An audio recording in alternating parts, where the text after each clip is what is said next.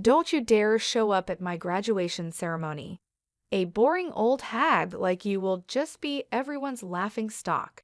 It's my big day, so absolutely do not come." Hearing those words from Kelly made my head spin. It was clear she didn't see me as family. To her, I was just an embarrassment. "Hey, old hag, where are you now?" The moment I pressed the call button, Kelly's shrill voice pierced my ears. She sounded rushed and full of impatience, almost panicked. "You can't just leave a silly note like that and think it's okay. Where are you now? Come back home now." I could hear Jake's voice too. Both of them were freaking out. "My name is Lisa. I'm a 41-year-old housewife. I've been juggling a part-time job at the local real estate office while raising my daughter Kelly and doing housework for over a decade. I married my husband Jake 13 years ago. Jake had a daughter, Kelly, from his previous wife. I met Jake at my old workplace, a construction company where he was there for business. Our company was tough on clients, but Jake, always smiling and cheerful, made a good impression on me. I recommended his products to my company, wanting to be helpful. As a result, his company was chosen. That connection led us to go out for meals several times, and we got deeply involved. He proposed, and I happily accepted, quitting my job to prepare for the wedding. Just before the wedding, Jake revealed that he was living alone with his 5-year-old daughter. At first, I thought it was a lie. It was hard to believe, but it was true. I met Kelly a week before the ceremony. She was maybe shy, hiding behind Jake, and wouldn't come out in front of me. That's when I decided I would live with them for Kelly's sake. I wanted to raise her into a fine adult. I planned to take care of Kelly properly, especially until she graduated from high school. I'm not sure why I felt this way, but her anxious eyes peeking out from behind Jake were unforgettable. I made up my mind and decided to marry Jake. It was my first marriage, and my family was against it. My father was furious and said, "They're mocking you." But I went against my parents' wishes and married Jake. If I had listened to my parents, I might have avoided the trouble that was about to start. 13 years have passed since that marriage. Kelly has turned 17 and is supposed to graduate from high school this year. It should be a joyful occasion, but I couldn't feel genuinely happy. The thought, "I'll make her a fine adult," crossed my mind when I decided to marry Jake. "Hey, old hag, where's my t-shirt? Where did you put it? You didn't steal it, did you?" 3 years after we started living together, Kelly began calling me old hag. At first, she was kind and gradually got used to me, but one day she started calling me old and her attitude became rough. I pulled the t-shirt out from the folded laundry and handed it to Kelly. "Why did you wash it? What if it shrinks? It should have been dry cleaned. You know, you're really clueless, seriously so dumb." I had hand washed and air dried the t-shirt because I thought the fabric would get damaged at the cleaners, but I couldn't say that to Kelly. All I could reply was, "I'm sorry." Kelly snatched it from my hand as if she was grabbing it and said, "Really, you're useless," and left with those parting words. Her words were sharp and pierced my heart. I couldn't argue back, so I just apologized. I didn't understand why Kelly had become so rough towards me. At first, I thought she was teased about her father's remarriage, but it seemed that wasn't the case. Around that time, Jake's attitude began to change.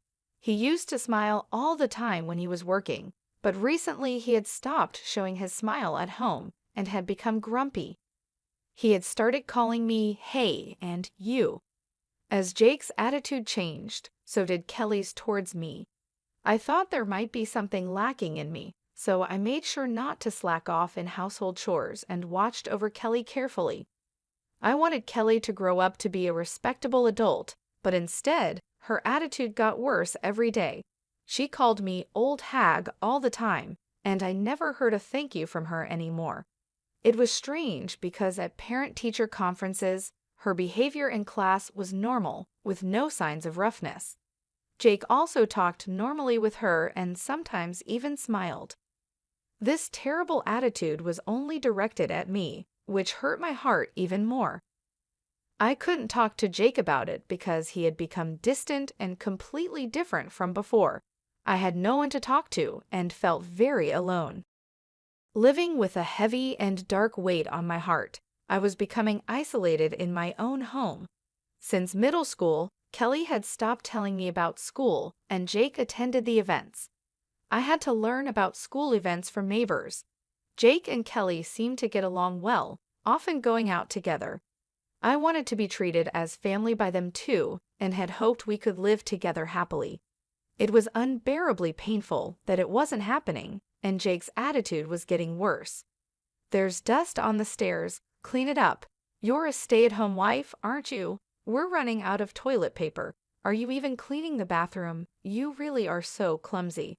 These were the kinds of things Jake frequently said to me. When we first got married, we each had our roles in household chores. Jake used to do housework while living with Kelly. At first, he was happy that we could share the chores. Now, I'm doing all the household chores. Jake once said that it's ridiculous for a stay-at-home wife to do all the housework. Kelly was an easy child to raise, but somehow that made me feel worse. When I tried to discuss it with Jake, he dismissed it with, "You're not trying hard enough." In the end, it seemed like everything was my fault. The more I tried to talk to Jake, the more a heavy fog clouded my heart. He would nitpick my every small mistake in housework relentlessly. "Can't you even clean properly? Haven't you learned anything all these years? Do you lack learning ability?" Jake looked down on me with disdain. All I could do was apologize. "I'm sorry. I'll try my hardest. Please forgive me." Jake sighed heavily, clearly exasperated. "Even if you try your hardest, you won't be able to do it. That's why you get scolded. Always saying you'll do it, but you've never managed it, have you?" His words continued to chip away at my heart. As time passed, my heart grew weary, and Kelly turned 18.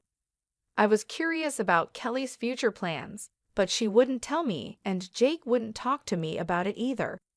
By this time, I had stopped talking to Jake and Kelly unless absolutely necessary. I overheard Kelly and Jake discussing her plans after graduation. I wanted to know, so I stopped and listened. It's settled. I got into college on a recommendation, and I even got a scholarship. "It's all thanks to you, Dad." "Thank you." I could hear Kelly's happy voice. She would never speak to me in such a tone. "Good for you. It's the result of your efforts." It was worth pushing all the housework onto the clumsy maid. What an awful thing to say. He must be talking about me. Yeah, it was a good outlet for stress too. I could hear their contemptuous laughter. I quietly left the spot and hid in the bathroom. It was the only place I could be alone. I crouched in the bathroom, held my head and cried. To think that Jake and Kelly thought of me in such a way. I had endured for the past 12 years. No matter how much my spirit was about to break, I kept being Kelly's mother and Jake's wife. Even when I felt I was at my limit, I forced myself to keep going.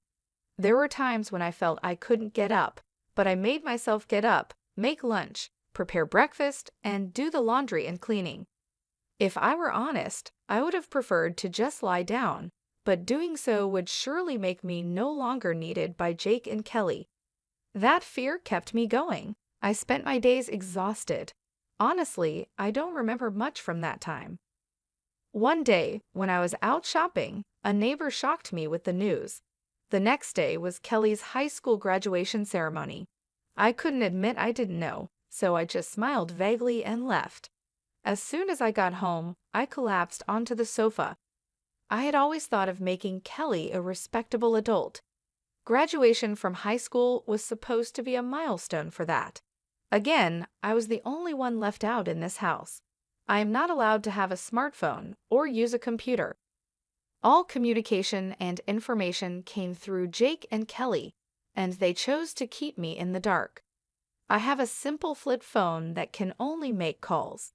Jake handles all interactions with the school, so I don't even have anyone I can call a mom friend. I have no way to learn about school information. Still, I found out about sports days and performances from neighbors' conversations and kids' chats on their way back from school, and I secretly attended them. I wanted to properly attend the high school graduation and celebrate her step into adulthood. As I was crying on the sofa, Kelly came back from school. "Hey, old hag, what are you slouching around for? It's depressing. You're making the whole house dark. Can't you do something about it?" Kelly glared at me. It was her fault, yet she acted like this. If Kelly had told me the date of the graduation ceremony, I wouldn't have felt this way. For the first time, I felt anger slowly rising from the depths of my heart. "The graduation ceremony is tomorrow, isn't it? Seems like you didn't tell me," I questioned her with a feeling of blame. Kelly looked slightly taken aback by my defiant words, but exaggeratedly sighed to cover it up. "So what? You wouldn't come to the graduation anyway, so why does the date matter to you?" I tilted my head in defiance at Kelly's words. I never said I wouldn't go to the graduation. "Don't come. If a boring old hag like you shows up, you'll be everyone's laughing stock. It's my big day, so definitely do not come." Kelly's words about being everyone's laughing stock made me dizzy. Clearly, Kelly doesn't think of me as family. To her, I am an embarrassment. I thought this time would be different, but she wouldn't see me any other way. "Don't come." Kelly's words pierced my heart. It was clear from her own mouth that I was nothing but a nuisance. That night, Jake came home with a suit and a dry cleaner's bag. He had sent the suit to the dry cleaners himself, without asking me, of course. Jake knew about Kelly's graduation. As I looked at the suit, Jake said with a pitying look and a smirk, "Right, Kelly didn't tell you. Clearly, I am the least needed in this house." Thinking I was family was just my wishful thinking. At that moment, I realized my heart had long reached its limit. That's why I decided to stop being a family. The next day, Jake and Kelly left together for her high school graduation. I was left behind. Moreover, Jake told me, "We'll eat out tonight, so we won't need dinner." I wasn't invited. The old me would have just cried and taken it. But those days ended today. I had decided to leave this house. I made up my mind last night. As soon as they left, I packed my bags, wrote a note, and left the house. I couldn't be a family with Kelly and Jake anymore. I decided to stay at my parents' house, about 3 hours away by train. At my parents' home, I started preparing to cut ties with Jake and Kelly. In the note I left, I wrote that I wanted to end our family relationship and live alone, and that I wished to discuss the details through a lawyer. I hadn't found a lawyer yet, but my father would likely know one. My family owns a lot of land and is known as wealthy landowners in the area. My father also owns considerable real estate and is well known locally. He certainly had lawyers in his circle. I had met a lawyer at a Christmas party when I was at home. Besides finding a lawyer, I had to sell the house where Jake and Kelly were still living. The house was built on land owned by my father, and the construction costs were covered by me as a wedding gift. I had been repaying my father little by little with the money I earned from my part-time job in real estate, which was also introduced by my father. Essentially, the house, both the building and the land, are owned by my father. They are in his name officially. At the time, Jake probably thought the house was a gift since he never asked about the ownership. He was likely too afraid to upset my father and lose the house. Jake is quite the coward. He is aggressively assertive toward those he perceives as beneath him, but to those above him, he is subservient and ingratiating. I explained everything that had happened to my father. As I spoke, tears flowed uncontrollably. I had to stop several times due to my sobbing, but my father listened until the end. There were tears in his eyes too. What comforted me was that my father didn't criticize the decisions I had made back then. In the end, he simply said, "You've had a hard time." Afterwards, my father made calls, and soon lawyers and real estate management people came to the house. Everything happened very quickly after that. It was decided that the house would be demolished, and the demolition was set for 2 weeks later. In the note I left, I wrote, "Please leave within a week." My father sarcastically remarked, "That's quite generous of you." For me, it was just about avoiding later complaints. The week passed as I consulted with the lawyer about the divorce. I also told my mother about the divorce, and we cried together. I can't forget the look on her face, furious, like a demon. I also talked with my father about what would come next. Above all, I needed to set up a new foundation for my life. It took courage to talk to my parents, and it was hard, but once I did, my heart felt lighter, and I slept soundly for the first time in 12 years. A week passed peacefully at my parents' home. Then my cell phone rang. As expected, it was Kelly. Honestly, I didn't want to talk anymore. Remembering how Kelly had treated me all this time, a dark feeling spread through my heart. I decided to ignore the call, but the calls didn't stop. Jake also started calling repeatedly. They were probably calling about the note I left, and maybe the demolition crew had also contacted them. For 12 years, Jake and Kelly had called me old hag and treated me like a servant. The way they treated me was not how family should treat each other. The thought of dealing with them again made my skin crawl, but leaving things as they were wasn't right either. I couldn't move forward without settling the past. If I ran away now and left things unfinished, I wouldn't feel at peace. After the way they treated me, it was time for Jake and Kelly to face the consequences. I braced myself and answered the phone. "Hey, old hag, where are you now?" As soon as I pressed the call button, Kelly's shrill voice pierced my ears. Her tone was rushed, full of impatience and panic. "Leaving a ridiculous note like that, you think that's forgivable? Where are you now? Come back right now." I could hear Jake's voice as well. Both of them were in a complete panic. I imagined Kelly coming home from graduation, finding that this servant-like woman who used to relieve their stress was gone. Moreover, there was a note saying divorce and leave the house. Even Kelly would panic in such a situation, especially on the day of her graduation ceremony. I couldn't help but let out a chuckle at how flustered Kelly was. Who is this?" Kelly seemed surprised by my response and stumbled over her words. I hung up the phone. Afterwards, I called the real estate management company to check when the demolition was starting. It was scheduled for tomorrow as planned, and Jake had already been notified. I asked to postpone the demolition to the day after tomorrow and requested that Jake be informed of the one-day delay. The one-day reprieve was granted. Jake would probably come here then. I was ready to deliver a heavy blow to Jake and Kelly. There were dozens of calls from them, but I ignored them all. The next day, around noon, I heard the doorbell and knocking. It must be Jake and Kelly. They probably wanted to come earlier, but the poor train connections made it take a long time. Jake and Kelly were panting heavily, looking really anxious. I had arranged for my parents to stay out of sight, so it looked like I was the only one home. I showed Jake and Kelly into the living room. Jake entered the house hesitantly, intimidated by my father, who is a wealthy and well-known figure in town with a commanding presence. Jake probably sees himself as beneath my father. On the other hand, Kelly wasn't intimidated at all. She seemed determined to confront me and take me back. Kelly slumped into a chair in the living room, crossing her legs and arms, silently motioning for me to sit opposite her. I prepared tea slowly and calmly before sitting across from her. Growing impatient, Kelly started to speak. "What the heck is all this about?" Jake, who was sitting next to me, placed the note I had left on the table. I just stared silently into Kelly's eyes without any reaction. Kelly looked away first, trying to shake off the awkwardness with a laugh. "What was with that 'who is this' yesterday? That was some pretty bad acting." Still, I remained silent, staring at Kelly.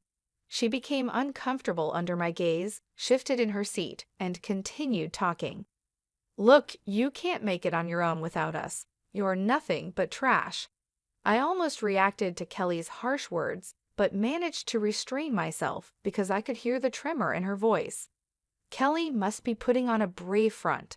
So far, Jake had been silent, just watching how things unfolded. "Stop being so stubborn and come back home," Kelly berated me with harsh words, trying to confuse and drag me back home. The more excited Kelly got, the calmer I responded. I don't have a family, do I? Oh, I do have parents, but you two aren't my family, are you? I said. Kelly, for her part, probably felt out of her depth. She started talking loudly. What are you talking about? You and Dad are my family, right? Hey, Dad, that's right, isn't it? Kelly must have felt at a disadvantage alone, so she asked Jake for help. Jake looked around nervously and, seeing that no one else was around, seemed relieved and started talking to me.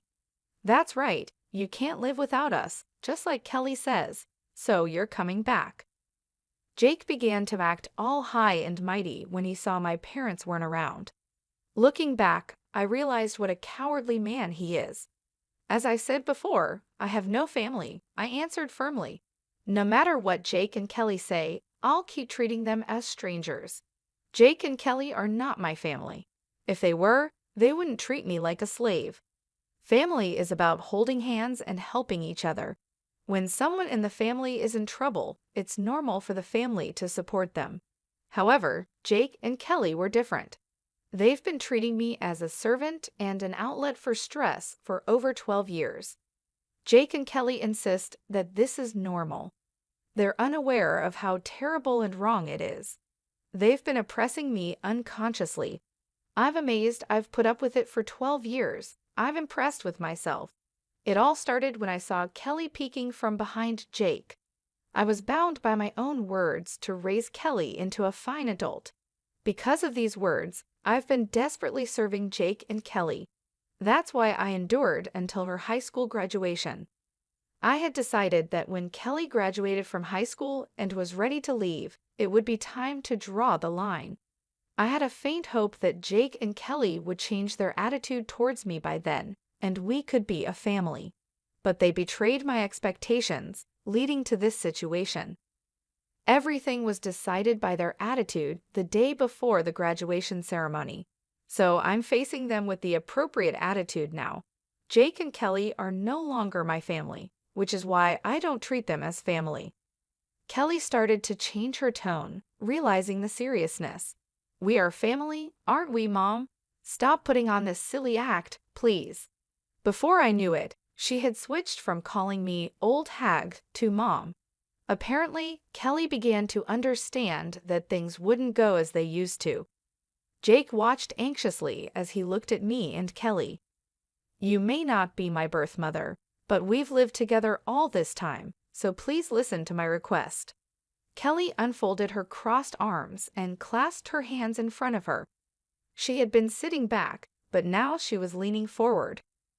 I have no obligation to listen to requests from someone who isn't family, I continued, keeping my emotions in check. Tears appeared in Kelly's eyes as she pleaded desperately, please listen to me. That note was a lie, right?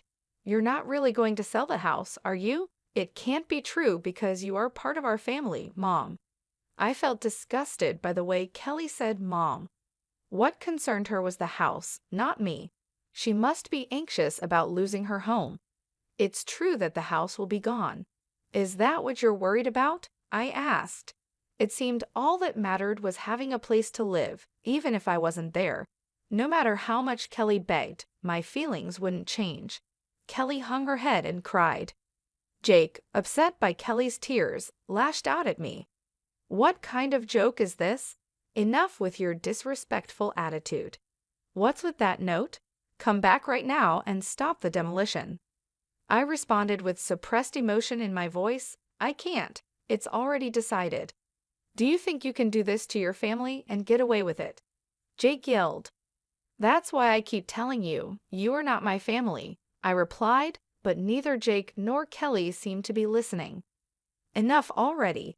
Haven't I been saying we're not family? I thought, feeling like I was repeating myself. Jake suddenly stood up and slammed his fist on the table. Don't mess with me. I was shocked but kept my emotions in check. Who's messing around? You haven't treated me as family for 12 years, and now you can't suddenly act like it. That's impossible. My voice came out harsher than I expected. I was angry too, even though I didn't show it. Anger was bubbling up inside me like magma. I couldn't forgive Jake and Kelly's incredibly selfish actions. They trampled on my 12 years of suffering and efforts to become a family with them. They rejected, mocked, and exploited me extensively. I was left out, feeling lonely and in pain. I had wished countless times to be treated as family, but my wish was never fulfilled. It took me 12 years to give up. I continued to strive to build a relationship as Kelly's mother, as family, but it ended like this. A self-mocking smile appeared on my face. Seeing my dry smile, Jake and Kelly stared at me in shock. Jake seemed to lose strength and slumped down into his chair. These two never understood my feelings and tried to exploit me until the very end. I cared for Jake and Kelly, but they never cared for me. No matter how much I cherished them, they never cherished me. And now, when they're in trouble, they try to use me, claiming we're family, something they never believed in. It's too convenient. I feel not just a headache, but even nausea. Why did I put up with these people for 12 years? Looking back, it's strange, but it's pointless now. There's no future for the three of us together anymore. All I can do is make Jake and Kelly acknowledge their guilt and make amends. I no longer expect anything from Kelly or Jake, nor do I trust them. Jake stood up and apologized deeply. I'm sorry, please come back, I'm begging you. No matter how he apologizes, it doesn't resonate with me at all. I won't reach out to help, and I definitely don't think about living together. Enough already. I'm not your family anymore. I'm a stranger to you. Kelly also began to apologize deeply. I'm sorry, please forgive me. We're family, so I want to go back home together. I'm appalled by her selfish way of speaking. After treating me like a stranger for 12 years, now what? Come back because we're family? Did she think I'd be okay with that? That's too naive. No way. It seemed I could no longer keep my composure. Words I would never have said before came out of my mouth. I don't want to hear your excuses. I can't trust any words anymore. I definitely can't think of us as a family ever again. Then I placed a single piece of paper in front of Jake. It was a divorce form. Of course, I had already signed it. Hurry up and sign the divorce form. I'll file it myself. Write it here right now. Jake shook his head vigorously, then showed me a smile. Think it over, okay? I was shocked at how bad Jake was at the end of our life together. He really is a small-minded man. I had always misunderstood Jake's ingratiating smile. The smile he showed when we first met was a sleazy expression of sizing someone up. I mistook it for the smile of a kind person. Thinking about it now still makes me angry. I stood up and called for my parents in the back. My parents then entered the living room. Jake's mouth hung open, as if his jaw had dropped. Father-in-law, he stammered. My father glared sharply at Jake, and my mother also looked stern. Just being glared at made Jake shrink and cower. I'm very sorry. Jake started apologizing deeply and forced Kelly to do the same. I've troubled you because of Lisa's misconduct. I thought I heard wrong. My misconduct? Was Jake still trying to evade responsibility? My father's eyebrow twitched, but he remained silent.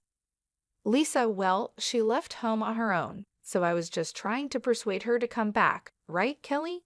Jake urged Kelly to agree with his ridiculous story. Lisa's misconduct. Don't joke with me. My father's loud voice echoed through the house, making the windows rattle. Jake and Kelly gasped quietly. My father stood in front of Jake, meeting his gaze.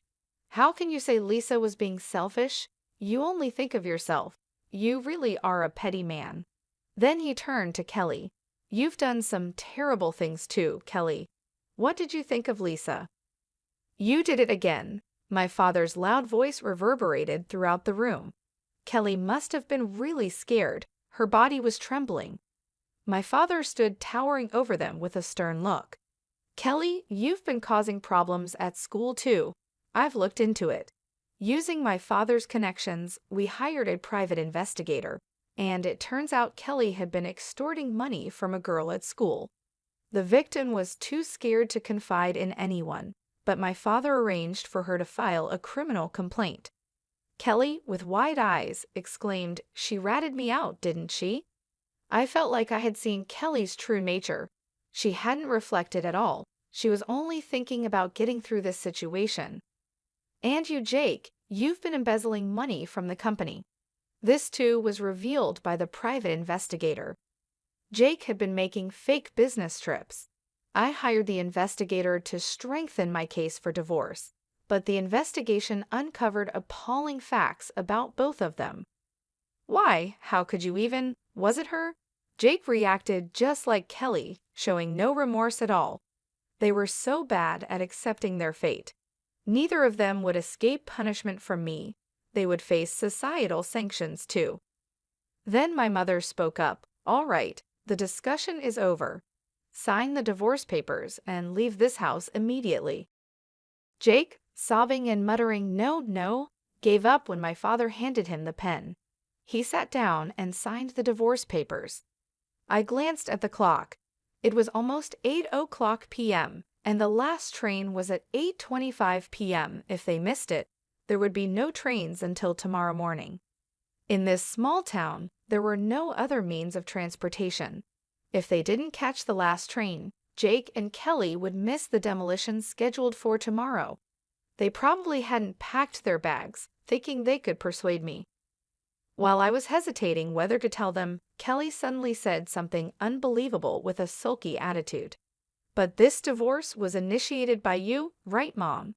Dad, you should get alimony." Kelly must have been desperate after being exposed. My parents looked shocked. "That's impossible. What you two have done is outright domestic abuse and a crime," I said. Kelly, momentarily taken aback, retorted defiantly, "Show the evidence then." I placed a notebook on the table. "This is a diary I've been keeping since we got married." Kelly glared at me with a mocking look. "You don't even have a smartphone or computer. What kind of evidence could you possibly have?" "You seem not to know that a diary can be substantial evidence. It's not just videos, audio, and pictures that count as proof," I explained. Kelly looked dumbfounded. Yes, our lawyer agreed too. This diary is valid evidence.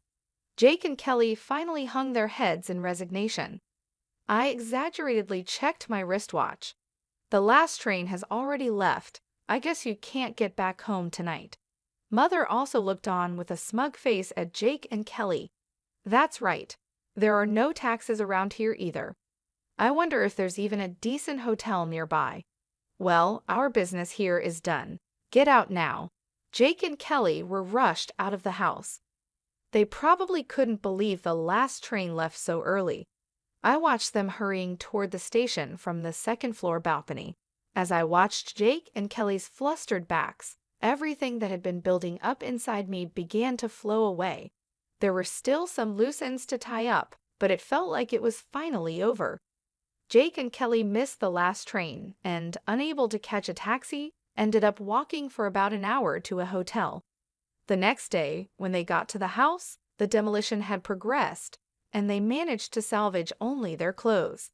Actually, I had temporarily stored the furniture, appliances, and my personal items in a warehouse, but I didn't tell Jake and Kelly.